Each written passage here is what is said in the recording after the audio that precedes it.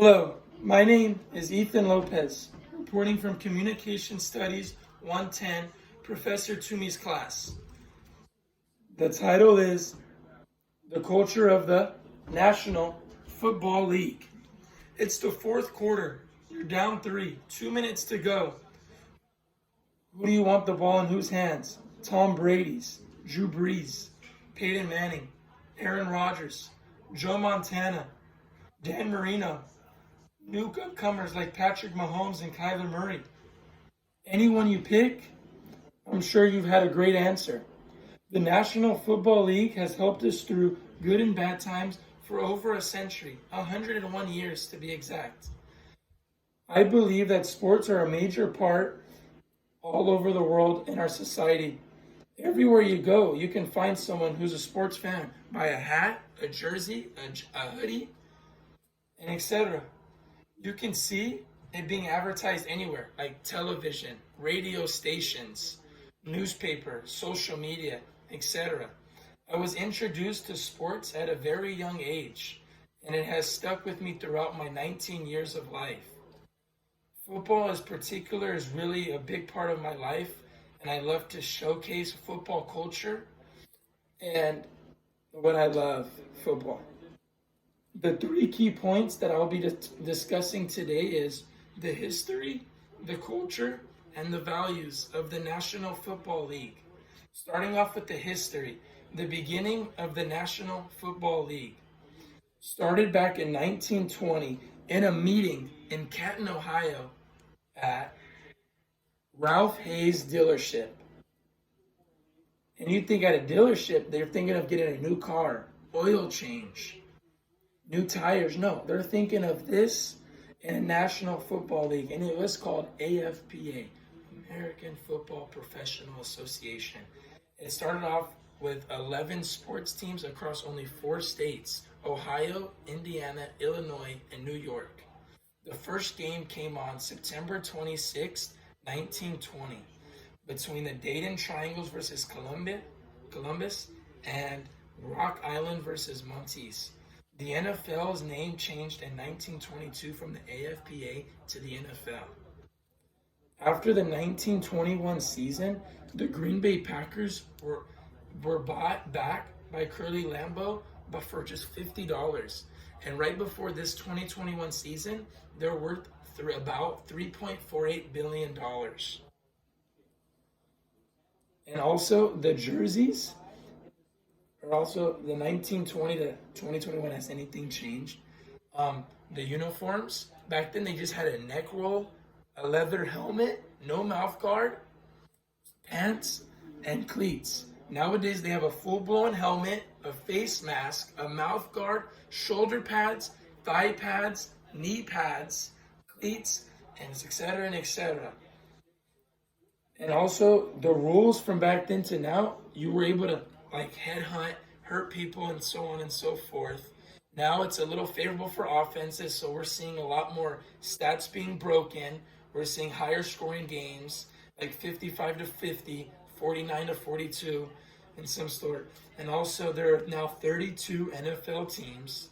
Offensive records, like I said, are going through the roof with passing touchdowns, rushing touchdowns, catches, receiving yards, and etc. Instant replay from all angles, to make sure that they're making the most accurate calls in the most important times of the games and throughout the whole game. Also, fun facts, NFL players were not required to wear any helmets until 1943.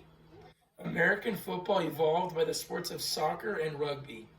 The first ever Super Bowl winner were the Green Bay Packers facing off the Kansas City Chiefs in a 35-10 victory by the Green Bay Packers. And also the first ever football was made out of pig's bladder. Now to the culture of the National Football League, I'm going to be talking about racial and social integration. Back in 1920 to 1926, there were only a total of 9 African American players. Today, they make up 69% of the current players playing. The NFL has gotten a little bit more diverse throughout the years since they first started back in 1920. also, the NFL has brought more people together by going to a game.